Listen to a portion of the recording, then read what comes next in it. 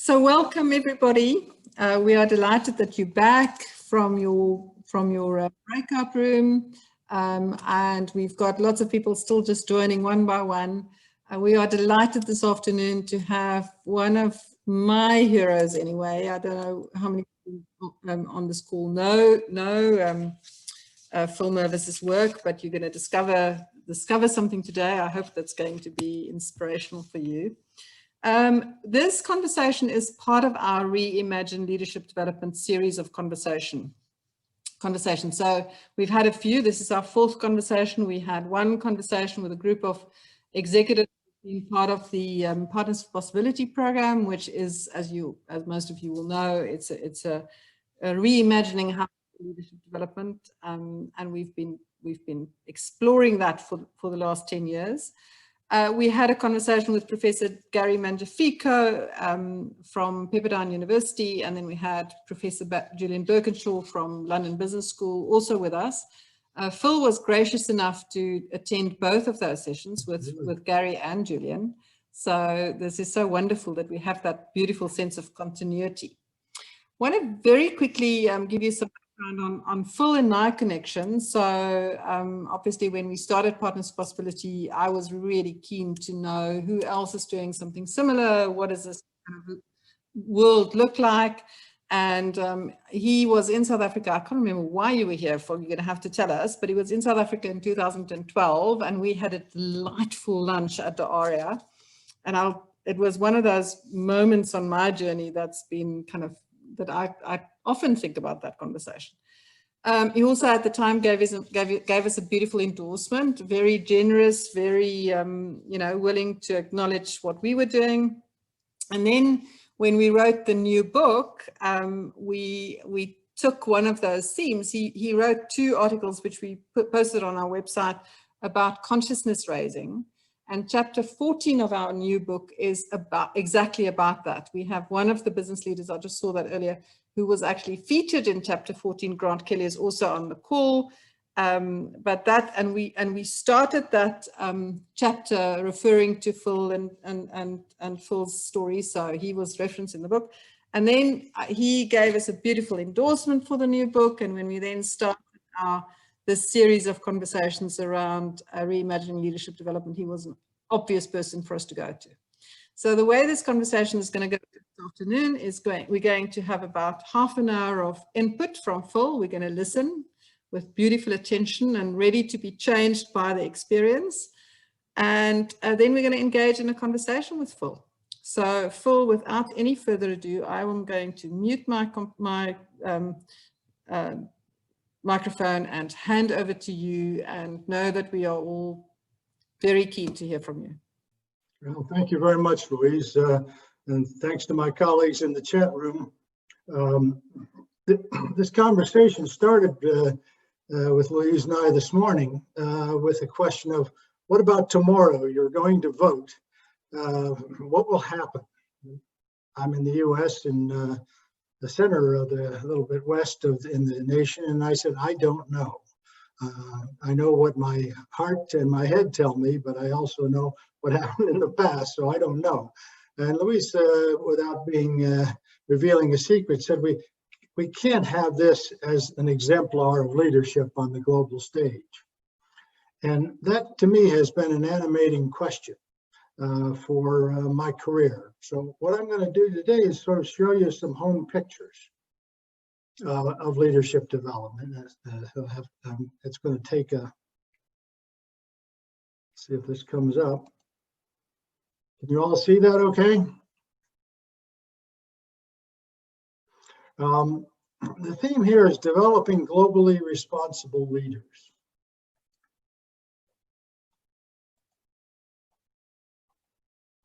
And we'll start with the Donald Trump question. When I was growing up in my early to mid to late adulthood, there's been a set of leaders who are most admired, particularly in the US context: Steve Jobs, Jack Welch, and now the big 3 at Facebook, Google, and Amazon.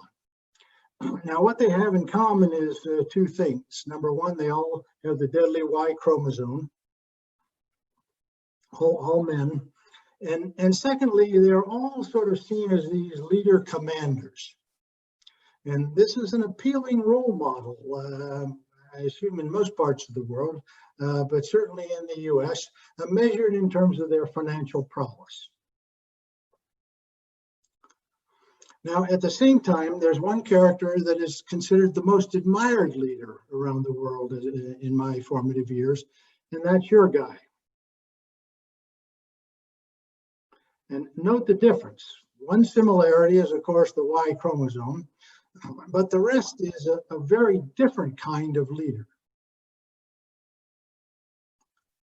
Not just focused on the external factors, but the internal factors. So over the years, I've worked with sets of leaders like this in their own small way. When I finished my graduate studies, I worked with two real guys, Ben and Jerry. They're the moguls that founded an ice cream company. Ben's principle was giving back to the community. Jerry's was, if it's not fun, why do it? They were one of the first companies to move toward a conscious capitalism, triple bottom line kind of an orientation in the late 1970s through the 80s. And I worked with them to help sort of inculcate this into the business. Along the way, I met Anita Roddick, who had started a similar kind of company in the UK called The Body Shop. And then the next segue was into a mogul who runs the world's largest sustainable carpet company, Ray Anderson, Interface Carpets. They make cool carpets, which are all natural materials, very interesting set of eco-innovations that we can talk about. And nowadays you have this version coming alive in leaders in the public square, certainly, but also in the new role models in big business anyway. Paul Pullman from Unilever, and Nuri, who just recently retired from PepsiCo, and Larry Fink, the CEO of BlackRock, the first big investment company that has a large portfolio for social investors. Now, you know all this. As opposed to the command and control model, we have lots of different variations of new leadership models. And every one of your speakers and every one of you can speak to each of these. The question is, how do you develop this capability so that, as I was describing to my small group, I don't work on leadership development alone. I work on it in the context of transforming companies and transforming the way companies operate in the ecology of commerce. So how do you create the capability to develop globally responsible leaders? I'm going to give you one theory and then show you home movies.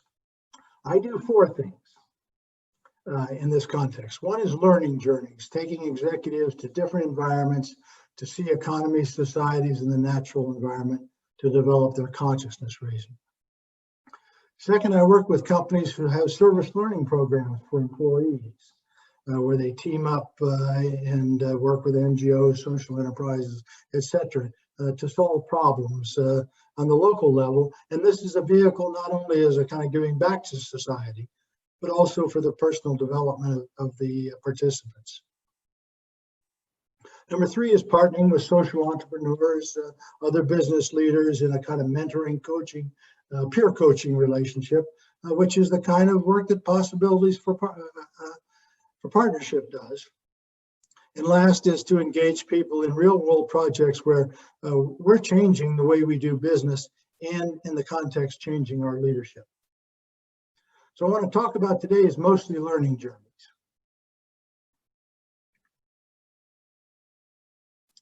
And the theory of the case is in leadership development, we often work on the horizontal and the vertical dimension. Now, if you get an MBA or you participate in a standard program, most of the emphasis is on the horizontal development. New knowledge, new skills, new competencies within your current mindset and frame of reference.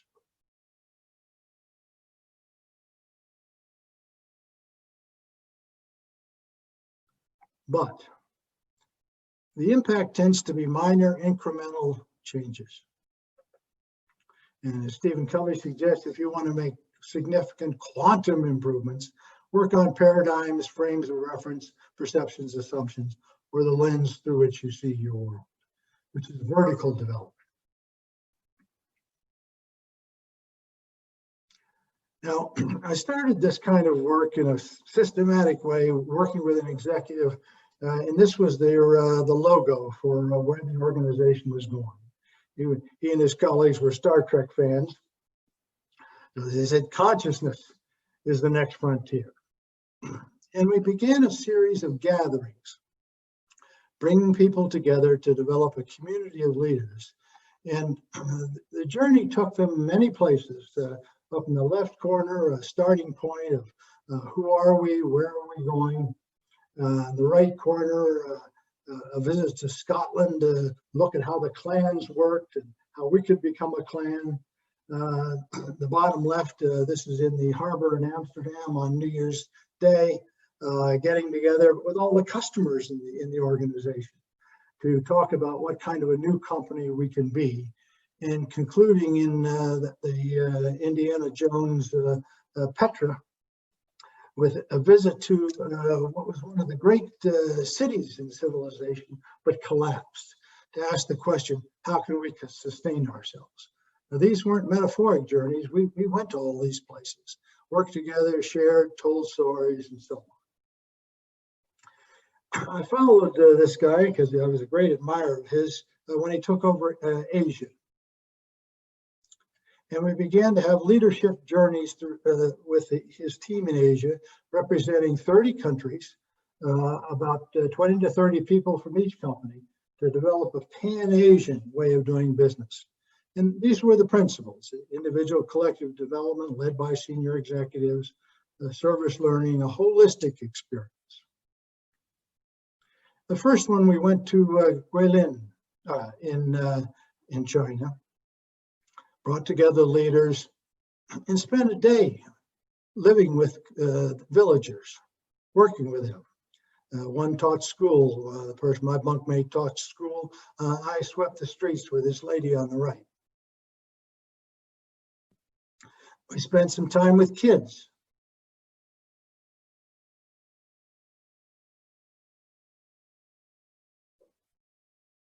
What can we learn from these kids?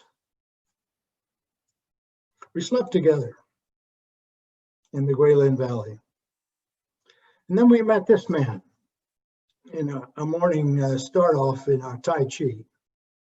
One of the young leaders present said, "Master, how do you become a Tai Chi master?" He said, "Please, I'm still learning." He was 85. And he said, when pressed, he said, "Well, first, you must know yourself, your strengths, weaknesses, competences, and so on. Then you must know the other. If it's the dancing form of Tai Chi, how the other moves, and skills and agility. Same principle in the Tai Chi mode of fighting. Then you must know what's around you. What's happening in the environment? Are there other enemies? What is the music saying? And finally, he said, you must forget it all and find the Chi."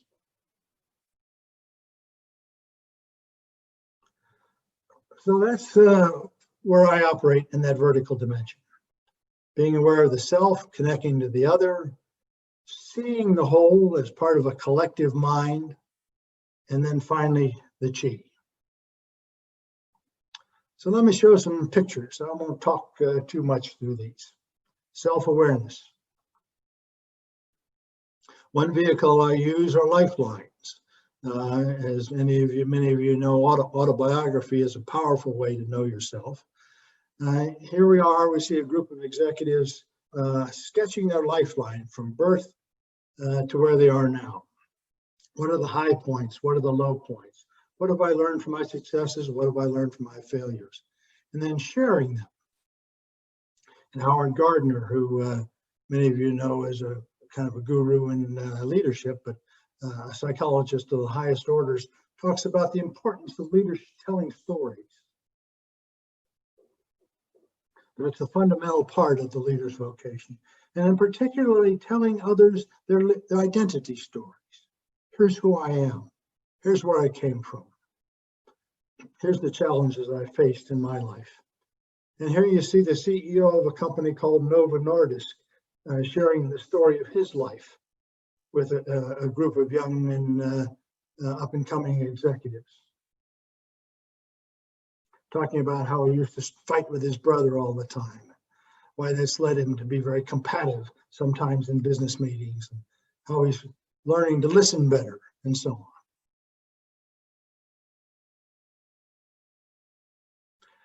Now, this can go fairly deeply. Here we are in the center of Australia, at the navel of the world, Uluru. Here I went with a group of grandfathers and grandchildren, half Australian and a few English and Americans, and half indigenous Australians. And we walked through each part of this mountains in the crevices where the story of how we came here is carved in petroglyphs on the mountain. The first day, the kids hated it. No Wi-Fi, couldn't access their electricity or batteries for their games. Why are these old men talking to us, walking with us? Can we hurry up? This is boring. Third day, it was grandfather, tell us another story. Here I'm working with a community artist who says, well, executives always say I should look in the mirror. She says, but you only see 2 dimensions that way. Why don't we do 3 dimensions? So she had us put face masks on one another. And here's a young leader from Ford Motor Company telling his story. You see a lifeline in the background. Here's the visual of the 4 quarters of his life, describing who he is as expressed through this mask of his face, decorated accordingly.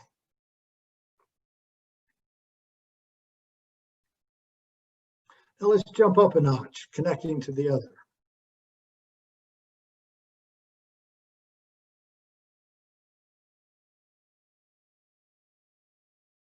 That's both to understand, to empathize with, and to deeply connect to. How do you get there? Well, here's a day in Brazil with a group of executives from Novo Nordisk. They're a company that makes treatments for diabetes, pharmaceutical company. We spent the day starting at a visit for the Institute for the Blind. This was founded by a Brazilian woman, now in her 80s. When she was a young girl, she was very privileged in a well-to-do family. And she was blind. She became blind. And her mother and others urged her to go to the countryside, spend her time safely away from the hustle and bustle of Sao Paulo, and just live her life. But a lady was coming into town to give a talk, and her nurse said, you should go hear her. The lady she listened to was Helen Keller. Helen Keller told the story of her life. Dorina Noville was fired up by it. She came up afterwards and she told Helen what her plans were, and Helen said, well, my dear, why don't you become Brazil's Helen Keller? So she founded an institute for the blind that not only helps the blind and publishes in Braille, but also brings together other people to learn what it means to be blind. And here you can see us walking through parts of the facility. We've also on various journeys met with sources of indigenous wisdom. In the top left, you see the Penan people, hunter-gatherers who have been moved from their village life in parts of Borneo, so that the business people can clear cut palm oil trees. On the right, 2 shamans from Paraguay sharing their sources of indigenous wisdom. with executives. Then there's a matter of sharing our own wisdom, and you all know the learning tools for accelerating knowledge exchange. There's also tools we have to slow down and deepen knowledge exchange.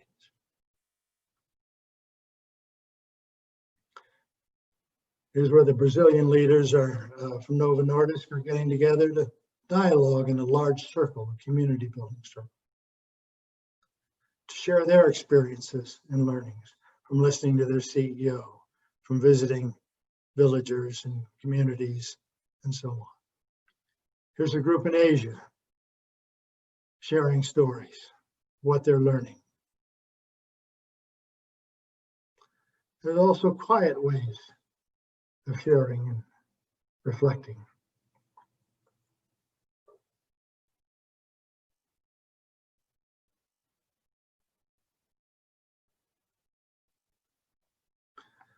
Now there's the sort of creating ways for people to see things in new ways. Now the frame for this, I take these from my conversations with business students, is you ask people around the world what's the biggest problem, they'll say business is the biggest problem. I just saw a survey where 70% of the world's public says capitalism as it exists today will not sustain us. In that same context, there's a whole set of new ideas emerging as business is at least one of the solutions to what ails us. So in that context, bringing people together to see economies old and new. What did Dubai look like in its old days? What does it look like in its new days? And do we see any connections and possibilities between the two? These are a group of Shell executives. This is Detroit, Michigan, where 1/3 of the city looks as it does in the upper left. Buildings have all collapsed. The industrial base is gone. A group of business leaders and health leaders from Detroit coming together to talk about how can we restore the land and how can we restore our commerce. This is Greenland. It is not a country. It's a territory. It's a territory that was colonized by the Danes. Here's a group of Danish students, MBAs, or executive MBAs. We went to Greenland to look at the fruits of their colonization. We met Mette Ling, resurrecting traditional artistry.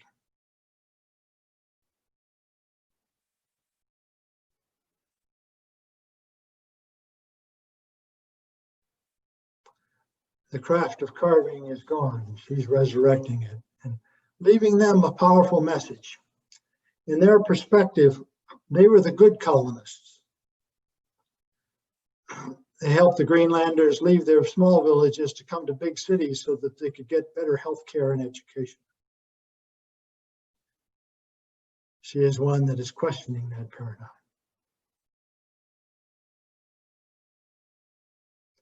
We spent some time looking at some of her work and some traditional work. And then the students carved themselves. Who am I? Who are we? To open up some conversation about how they operate in this world. There's the Novo Nordisks again, visiting some kids.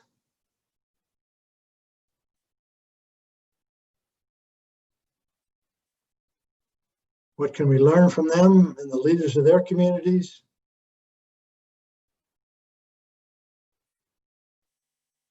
What can we do with them? This led to a campaign of changing diabetes worldwide with a bus operating in 59 countries around the world, providing education to peoples about the rise of type 2 diabetes and how it relates to diet and lifestyles. Again, it's personal development, how we operate with one another, how we connect to the world.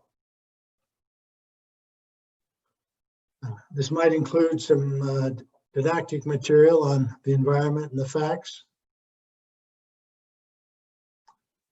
but much better to see it on the ground. Here we are in Borneo, actually north in Sarawak. You can see in the upper right, deforestation for palm oil trees. Let's get out there and see it.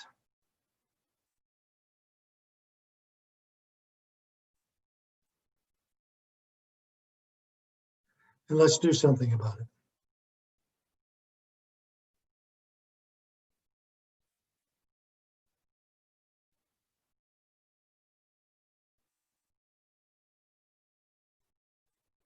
You know, the loss of glaciers with climate change. Let's go see it.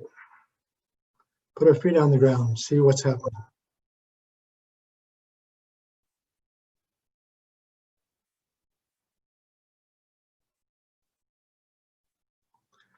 And one powerful experience I had, Louise, in my visit to South Africa is that Derek de Jong up in Joburg took us all down to listen and spend a few days with elephants. This was my personal learning experience, hosted by Derek.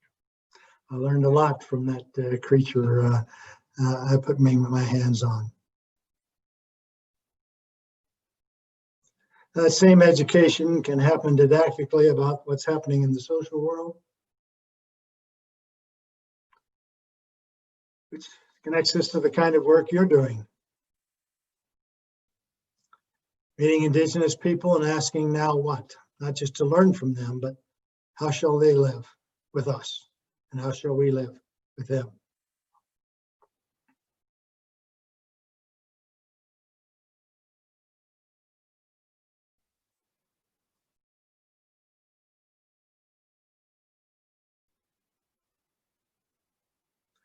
There's Tanzania taking a group from a computer company that is doing service learning, helping some musicians, some community artists, and others develop more sophisticated tools to reach Western markets or just connect to one another more effectively. These are a group of executives from Ericsson.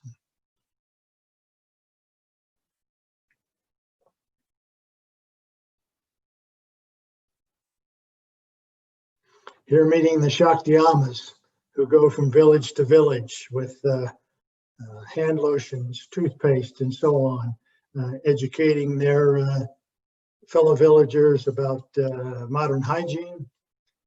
They are women entrepreneurs. There are about now 800,000 of them spread across various parts of India and Africa, providing not only products and services to the base of the pyramid, but also health and hygiene information.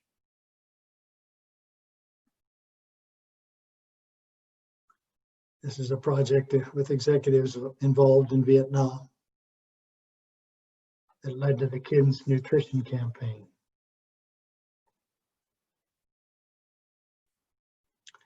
Here's another project on generating power from animal feces.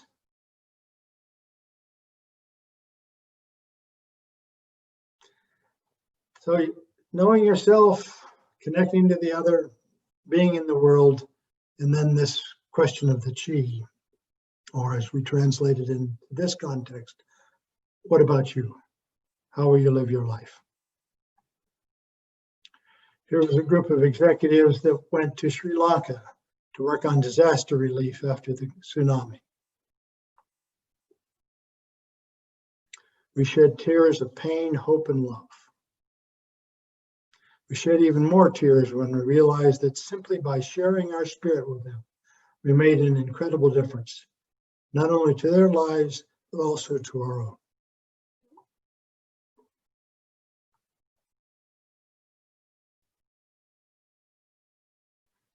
This was earlier in my career when I was working with Shell on their violations of the environment and human rights in Nigeria.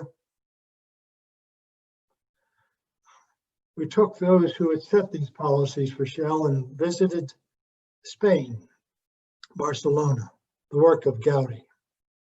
How do you transform a world?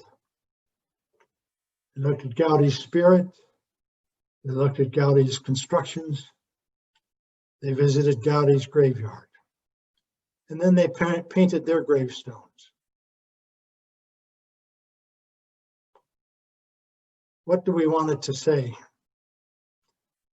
on our tombstone? What about our life? And shared it. That led to a whole new set of policies and practices from Shell and their people, planet, prosperity campaign.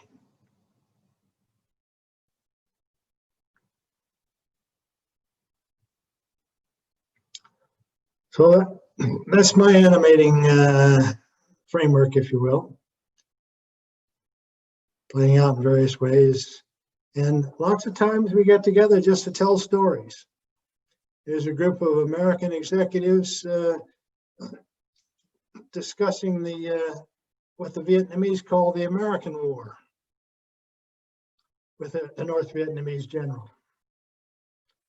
He's explaining how we defeated you.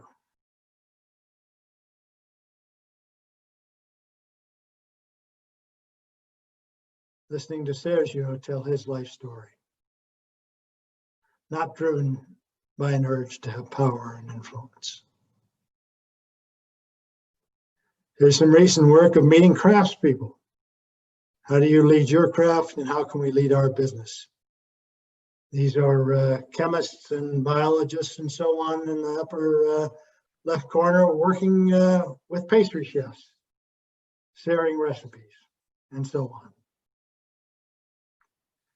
There's another group I know of that where leaders meet leaders.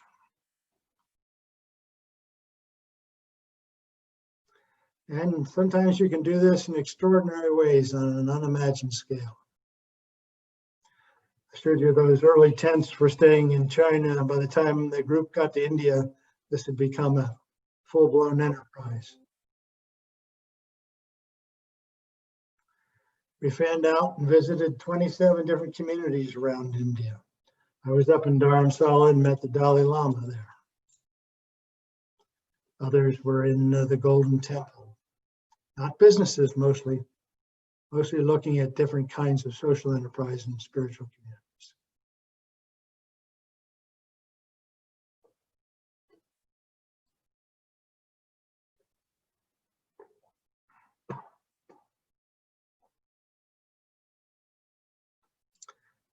And this is what brought me there in 2012, Louise, a conference where the question arose among the academics and business people present, can we develop an African theory of management?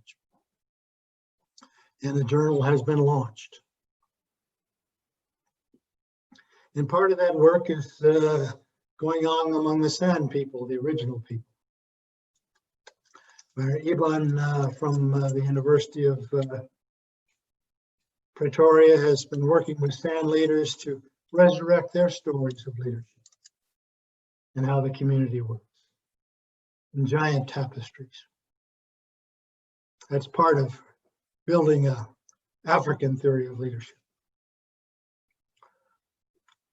So, what's your plan?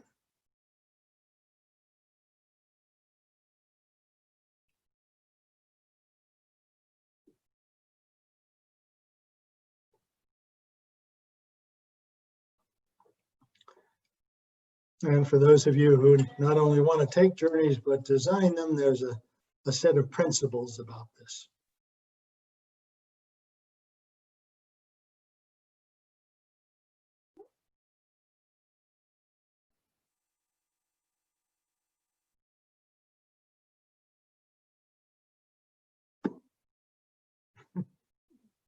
Thank you, Phil. We're all kind of riveted. So on this call, there are many people who are very keen to talk to you. I'm going to be a bit selfish. So I'm part of a small group of people who are committed to develop a new process, leadership development process, that will shift the paradigms of leaders in South Africa specifically. And we want to look at creating opportunities for these leaders to just be awoken to some new, now, and these are not people who are going to be part of PFP because they're too busy or whatever reason they can't join Partners Possibility. So we now have to go and touch them in a different way. You know, one of the beautiful things about South Africa is I've decided that for the next few years, I'm not going to travel to other countries. I want to be in South Africa. So we think we can have enormous opportunities for people to make these discoveries and create these learning journeys in South Africa. Sure. So I want to just create an opportunity for Grant and Greg, who are part of me on this journey, whether either of them wanted to say something or comment just from their perspective, but also anybody else who want to say anything in response to what you've heard from Phil, any questions you have. I've been reading Phil's latest article, Leadership as Crafting New Leaders. Just thoroughly enjoyed the thinking that went into developing that in-house leadership development program. So lots of people who care and interested in leadership development on this call. Just want to create an opportunity if any of them wanted to say or ask or comment in response to what you've heard from Phil now. And I'll keep an eye on if anybody wants to just unmute yourself. So I see Greg is first up. Greg Groenmeijer from Newmind. Thanks, Louise. Hi, Phil, and thanks very much for that tour. I'm still catching my breath from watching that. It was probably the one thing that resonates with me just listening to you, and I've experienced a lot of these sort of tools and frameworks you're speaking about, is that my experience of people that hold positions of power so it's very interesting to see these corporate leaders taking these journeys to other parts of the world and immersing themselves in the experiences and touching other parts of the world and other experiences. So a question around how do we motivate people to make that shift and want to be curious and want to experience, shift out of their comfort zone? What's the levers for that motivation? Because, you know, a lot of what I see is people versed in the hard stuff in terms of what are the success metrics, the profitability, all the sort of things that traditional business uses to measure success. No,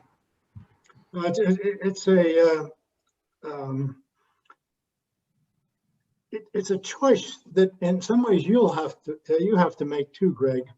Early on, I sort of confronted this question of do I want to change people, convert the enemy, or do I want to help people to grow and work with not to be too pejorative, my friends? And I was lucky in the sense that I met Ben and Jerry for my kind of my first big deal. Now this was a company of 100 people at the time, so put big in context. And we had a lot of connections on our aspirations about what kind of business you'd like to be, and they were kind of hippies, and I was a hippie wannabe anyway. So we had some good connections. But we had a problem with the plant manager, who, when he was having trouble motivating an employee, he basically punched them in the face. And I mean that both figuratively and literally. He was a bully, but he was the only guy who knew how to make ice cream at any scale. And he said he wanted to learn to be better with people, but he really didn't know how. And as he described it, my backup style is to use force.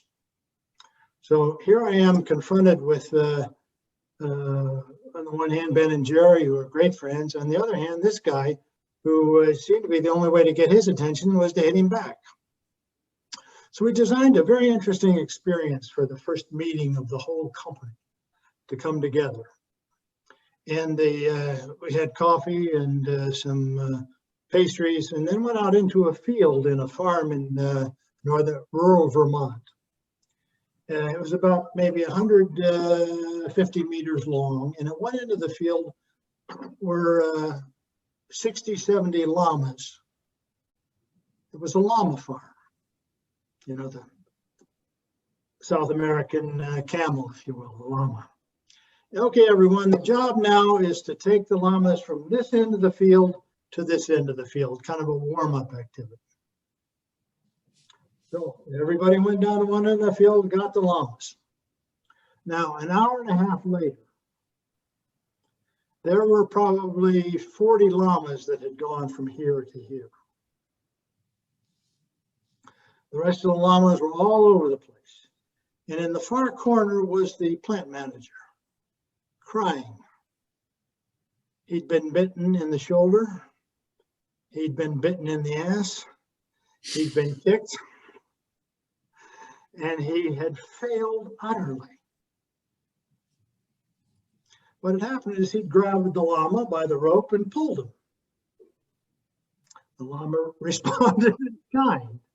And this started about a 45-minute conversation of him sharing his frustration, how he approached the problem, and kind of getting help and counseling on, you can't take the llama where you want to go.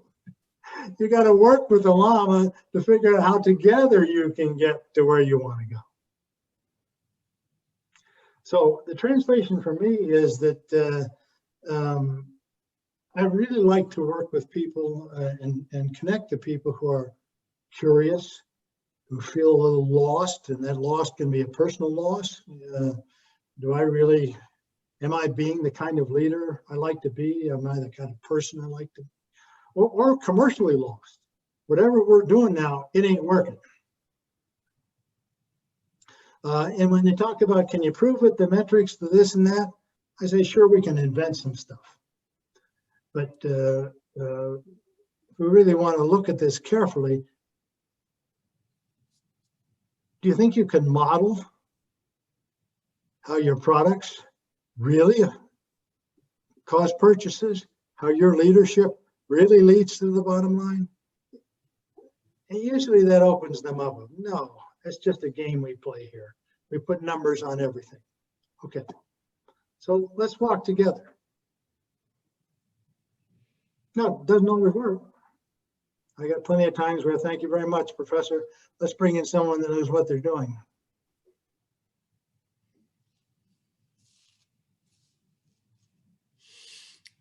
Thank you. Makes any sense, Greg?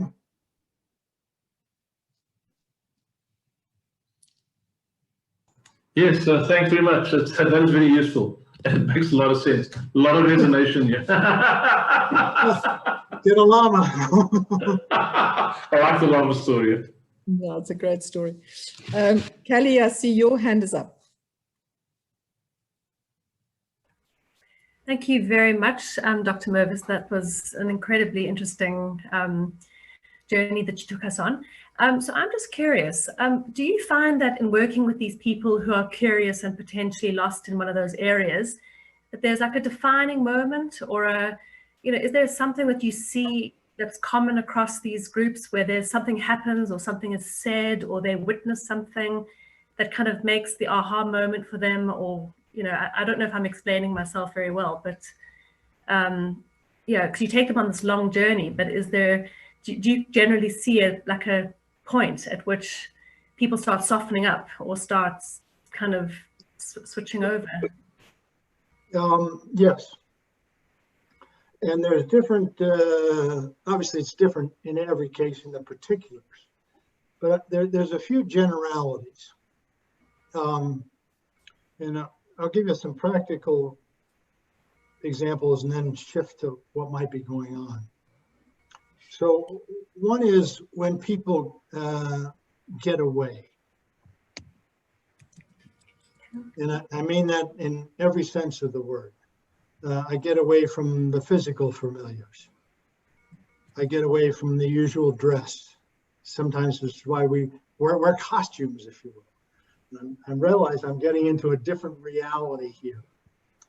That they're able to sort of step away from whatever the day-to-day, whatever my self-story is, to get away. And in some ways that starts the journey back to myself.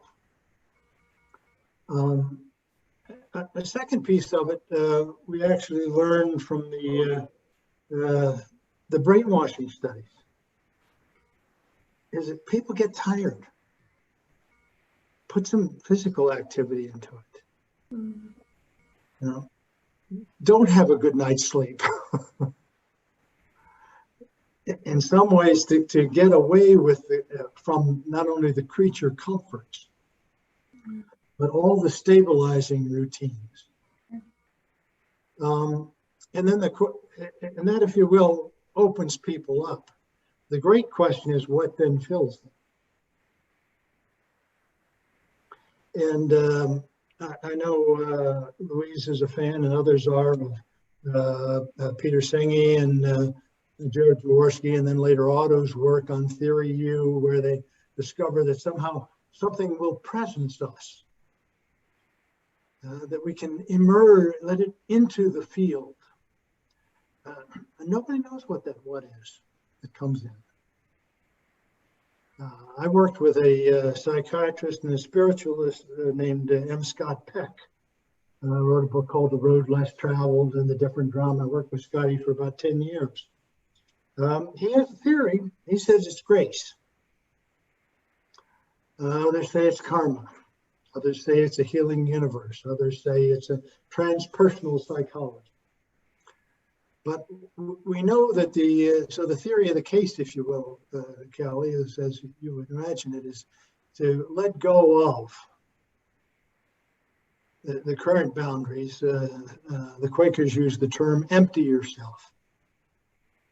And that's not just emptying yourself of your feelings of the moment. That's emptying yourself for, here's what I want to be. Empty yourself. And then let something come in. And whether or not you are a believer in a healing universe or the alignment of the planets, we know that for some people, and often in a collective sense, something sometimes enters in. Now, whether that can be sustained or 4 days later back on the job, that's why it's nice to have a collective experience, some reinforcing mechanisms, and actually connect it deeply to what we're doing on the business and how to get our bottom line. That gives it some more staying power. At least that's my theory of the case. Thanks, Phil. I want to ask, I have a question specifically around this Leadership as Craft program. But before I do that, I just want to respond to the person who asked whether it takes being bitten by a llama.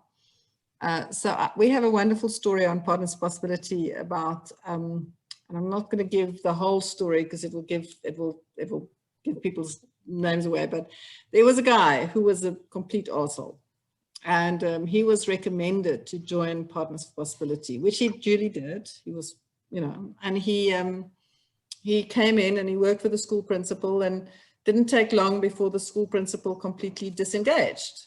And then we have a whole program where we send the learning process facilitator to go and have a conversation and figure out what was going on. And she said, I don't want to work with him. I'm not enjoying working with him. And we said, why? He said, because he bullies me. He tries to tell me what to do, and he doesn't listen to me, and I feel disrespected, and I don't need that in my life. I have enough of that in the education department. Don't give me a partner that works that way.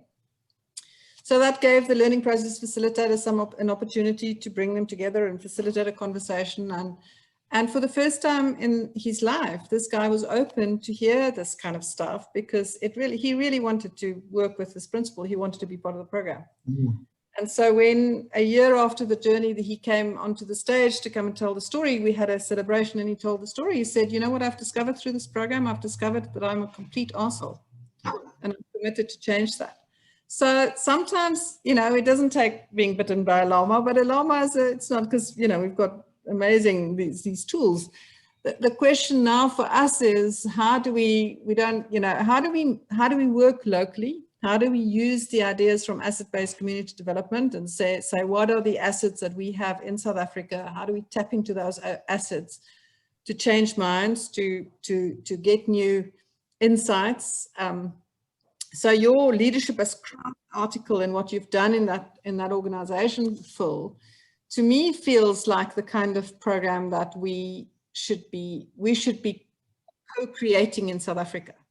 And I'm excited about the possibility of co-creating it across organizational boundaries. I think for whatever reason, the number of people who's going to be willing to do this is going to be a few from many organizations. But imagine if we could have, 100 leaders from many different organizations who are going on this journey to craft a new reality for South Africa and be inspired, not just for their own organizations, but for us as a country, because we've lost our way a bit in terms of leadership. I know the US has lost their way, but we have certainly lost our way as well.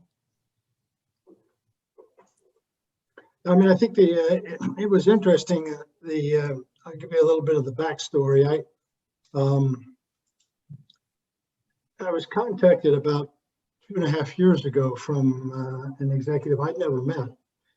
He said that he had been I think an MBA student at INSEAD in Paris, outside of Paris, and he then went to the Middle East and took over leadership 10 years later of a small pharmaceutical company in the United States.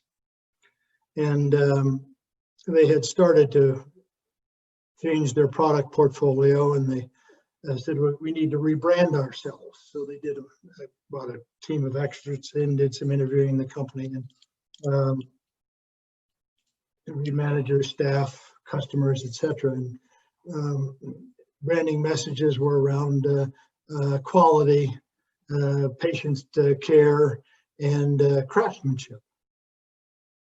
And he shook his head and said, well, we're not making Swiss watches, what's this craftsmanship thing all about? And then he said he had an aha. Well, of course, in our work, there's technical components, which, and people are at various capabilities in terms of understanding how you actually formulate a drug and what's the right temperature. Why can't that be also true about how they relate to one another? How we run our business, where we're also craftspeople. And he said that he had talked to his professor friend at INSEAD, and he said, well, there's a great program that so-and-so has about pharmaceuticals and the future of the industry, but there's also an old friend of mine, H Mirvis. He said, hey, you might call him and see if he's got any ideas. So he called me and I said, craftsmanship, I never thought about that. And then, I said, well, wait a minute, we know something about this. How about the Middle Ages? And this was then to design a program where people go through an apprenticeship, the journeyman phase, and a craftsman phase of developing their leadership capability.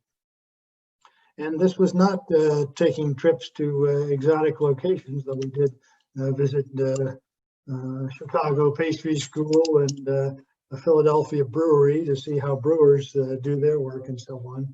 But the idea was very simple, that our business leaders will do the teaching about industry, about our strategy, about our customer base, etc. And we worked with the business leaders to help them become sort of more engaging and interesting teachers, not just telling, but how do you design an experience, and how do you get maybe a debate between two groups of people on product lines, and how can you do fast cycle research on this so that we can make it part of the day program and so on. And each of the apprentices will have a mentor, and so on and so on, building out that idea of an ancient way of developing craftsmanship. And what we found is that the design was a shared experience, and people had lots of ideas about the journey components. You know, I know somebody who does this kind of work, and I know somebody that does this kind of work. And what it took was just a small, the CEO saying, I like this. That's number one. That matters a lot. And number two, people just saying, well, you know, maybe I can learn something from this ice sculptor. Or maybe I can learn something from this master pastry chef. And it was that openness to learning from another. And then it ultimately extended to maybe I can learn something from Kim and Daryl and Billy and all the other people I'm here with. And it becomes our job to collectively help one another. But that was it wasn't tabula rasa, but it was kind of here's an idea. How do you build it from there? And lots of people like playing. Yeah, I think I love that idea of an apprentice, a journeyman, and master craftsman. But I attended the Drucker Forum last week, and Barbara Kellerman was talking about just the fact that we are trying to microwave leaders rather than realizing that it takes time. There's a development path, and we have to figure out ways to kind of be on that development path and realize that there's different skills to learn on different parts of the journey. So we've got 20 minutes left. I just want to create an opportunity if anybody else want to say something or engage or. Sure. But also give me some ideas. What are you doing that's working and fun and. Thank you, Phil. I see Daryl has unmuted himself. Thank you. Apparently my visual image is not that clear, but you're not missing much visually. So thank you very much for everything that you've said. And I just want to come back to Kelly's question and the answer that you gave, Phil, along the lines of emptying your head as a leader. And strangely enough, I listened to a podcast by the author, Thomas Moore, on this very subject of emptying your head about a month ago. And I wanted to connect it, but maybe it's not connected to the point that, or to the issue that I saw on the screen visually, the comment about how to reach the bottom of the pyramid. Can you just elaborate on that a little bit? And is there a connection with the emptying your head? Because I think a lot of leaders, or too many leaders, are struggling to empty the head, and too many leaders have got actually too much power. Yeah. Sure. I mean, I think you, Daryl, I think there's a couple of things that triggers in me. One is we're not necessarily talking about the head. Right. You know, Thomas More, it's also your heart and your soul. Correct. You know, it's just let me open up, you know, empty myself of all the things. Correct. That define myself. I also think the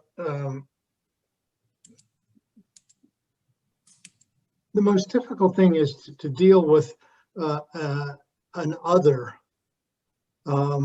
There's a gap from obviously the top to the bottom of the pyramid. You can do this in a very paternalistic or noblesse oblige way. Let's go spend some time with the little people, or the disadvantaged, or the poor, and you know, if nothing else, to help them up. And that also has to be emptied.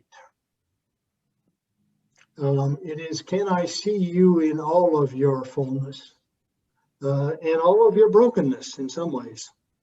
So that the people who work at the base of the pyramid says, we need to do indigenous research, not our research on you. but together.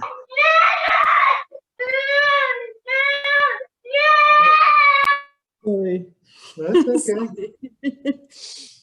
That's a good, you have to deal with that too. How do you sort of engage in this collaborative self-study, if you will, to the extent you want to address a problem in another world? Now, we're having an incredible time in the United States of, as you know, we have all kinds of stratifications by income, race, etc., sexual preference. The new one is Republicans don't talk to Democrats. Anywhere. Not in social life, at the grocery store, at a restaurant. I can't talk to you. Michael? So that's a brand new phenomenon. And that's my kind of personal project of late, is to say, can I talk to another who now seems to be supporting an ideology and approach that I find abhorrent. But can I empty myself of my certitudes, of my belief system, to at least listen and look for ways for common ground? And personally, it hasn't been. It's not easy for me, and frankly, not easy for them, because they, in some ways, I'm projecting a little bit, but they have been forced to kind of hold that identity tighter to themselves.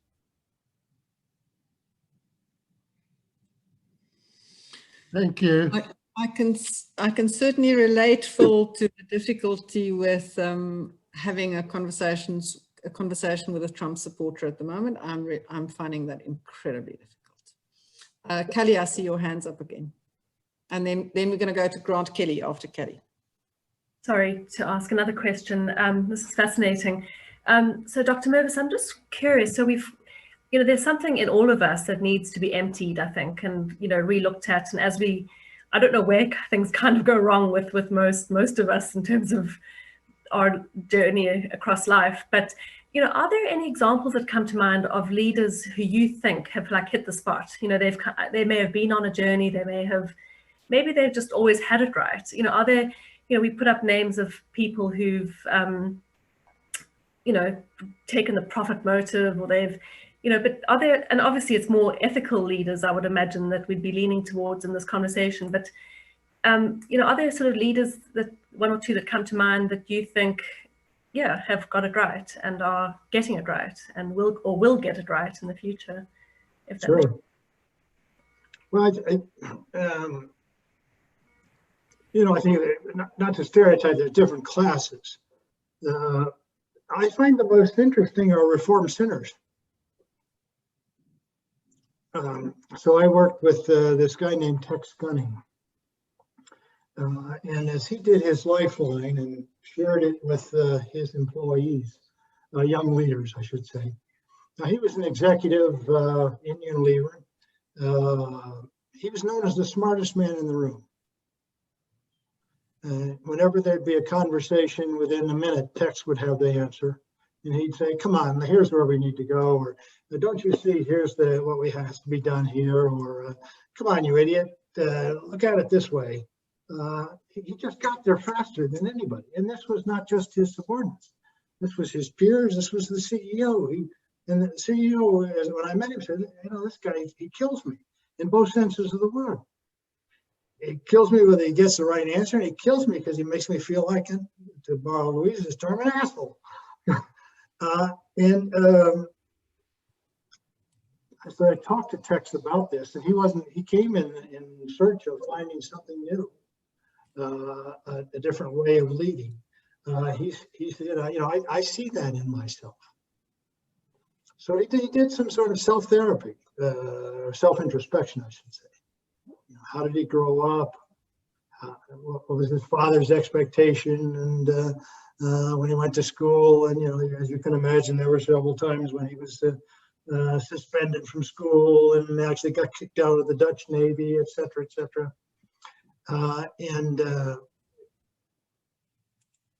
as we talked through this, and he warmed the idea of sharing this with his young leaders, he said, oh, he got scared. I don't know if I can tell them my story, but he did it. And at the end of it, there was dead silence. And finally, a young woman spoke up and she said, Tex, I wish you had told us years ago. We would have forgiven you. It was such a powerful thing for her to say and a powerful thing to him to do. And that started a whole, and the Dutch are not typically open or as open as, say, a West Coast Californian in the United States. They're very private about their feelings and private life and so on. But to what extent possible, people then began and shared their own stories. So it's a set of really, and people are forgiven. The great sinners are forgiven. I mean, just a month ago, the question came, if Donald Trump, leaving the hospital, asked for forgiveness, said, I didn't know, didn't understand what a powerful thing this was. You know, and let me share my new insights with you. He would have wanted to walk away. He would have been forgiven. But instead it was, and the other, I think, are those who, you know, flower. They're not sinners. They're good souls, but they haven't been comfortable with expressing their fuller selves. Maybe didn't experience the permission. And that's where there's some advantage to having either a peer or and at least in my experience, I'm consistently finding executives keep getting younger, that you know, an elder that can say, give it a try, and so on.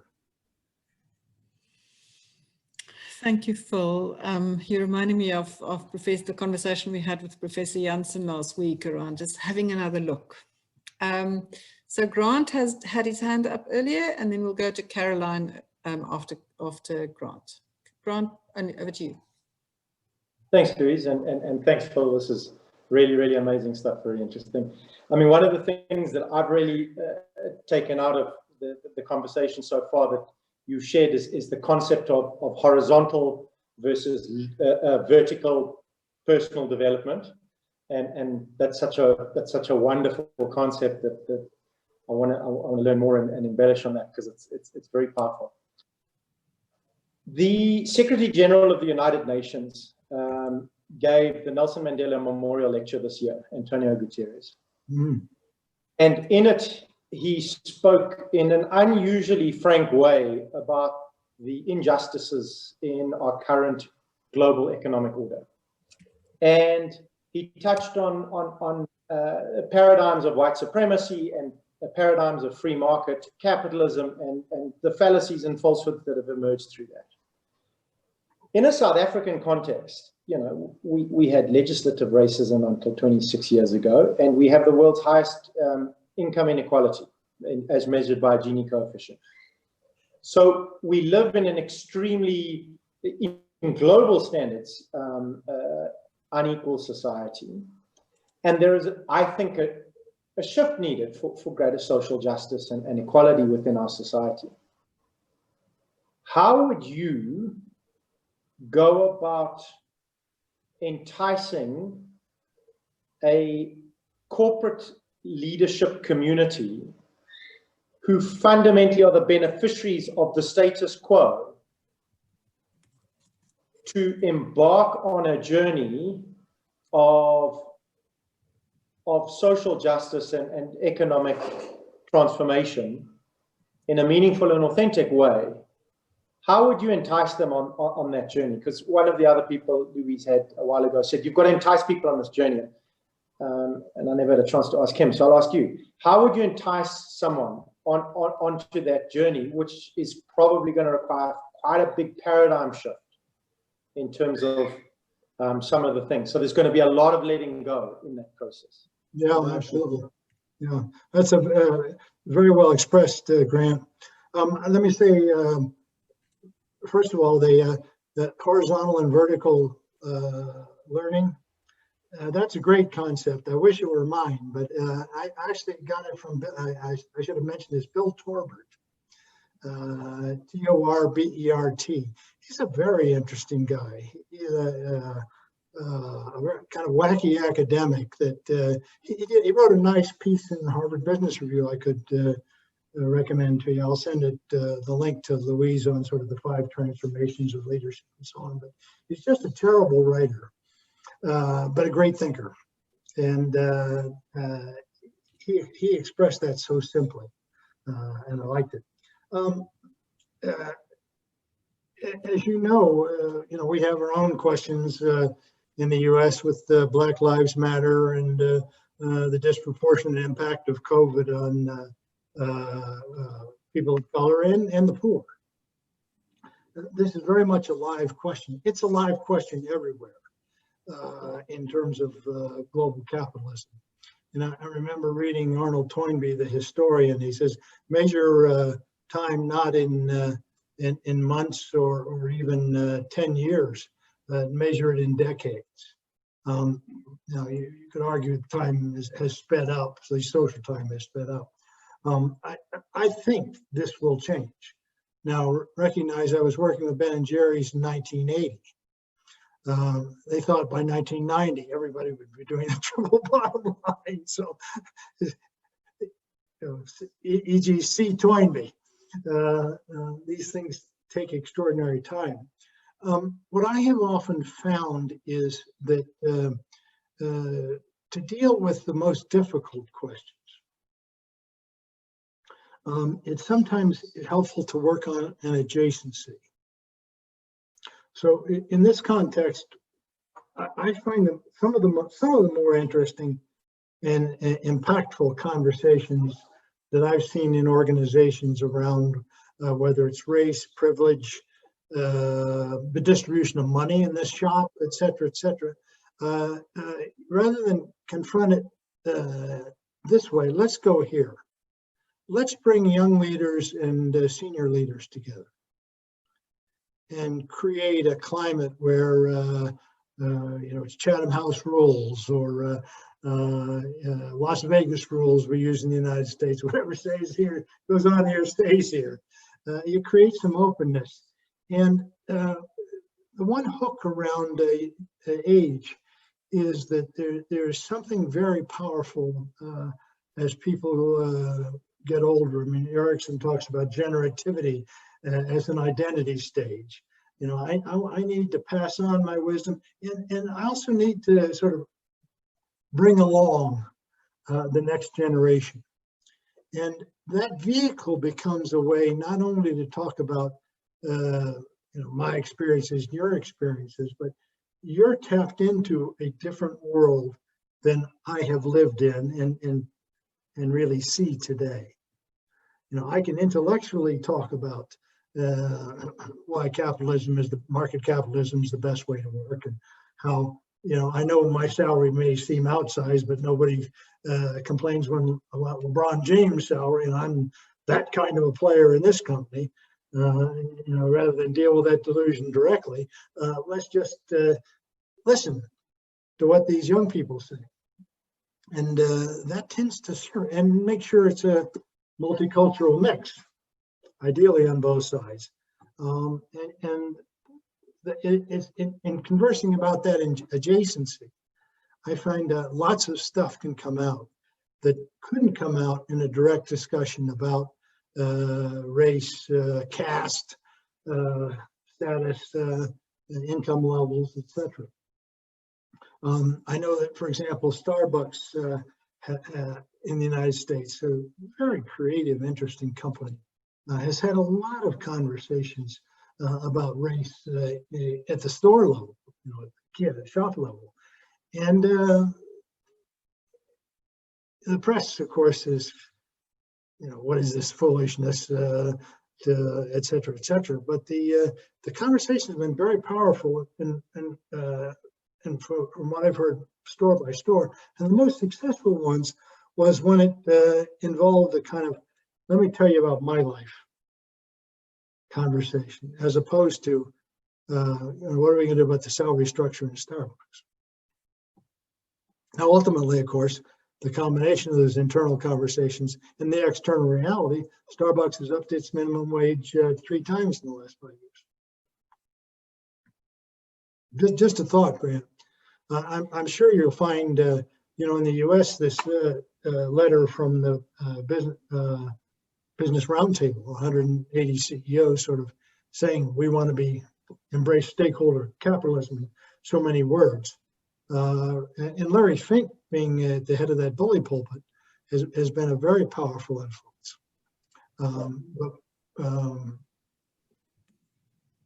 There was an article in the Atlantic, though, the other day that indicated they did some analysis on the 183 signatures of those, and the analysis did not reflect well on the 183 signatures relative to corporate. Yeah, no, easier to say it than do it.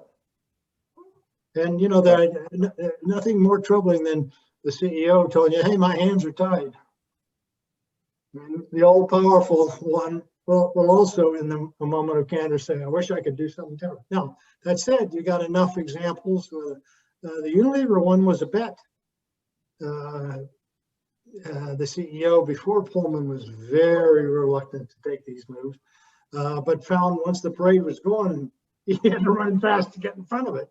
And I heard his interview after he retired saying, well, I had to drag the executives along, but I'm glad we did it. So Grant, we'll continue this conversation. I have promised, and I realize that some people may have to go because we're on the half hour, but I do want to give Caroline a quick opportunity to just ask her question, and maybe, so for those of you who have to leave us, we do understand that that's sometimes we're on the dot and we have to leave. Thank you very much. Thanks for your input. We will send you a little feedback form that you can also use to share some feedback. There's lots of wonderful things on the chat, but I'm going to try and keep Phil here to just answer Caroline's question. Sure. Caroline, over to you. Great, thanks, Louise, and thanks, Dr. Mirvis, for everything you've shared. And Grant, I love your question. Thank you. Brilliant question.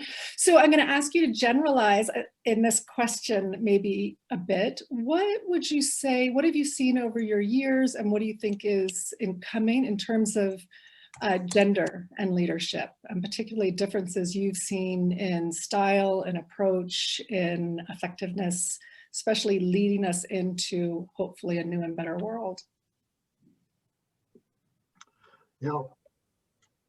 Well, I mean, in a preface, there's the important thing is I know nothing, in the sense of having a lived experience. Two things I think are important to recognize.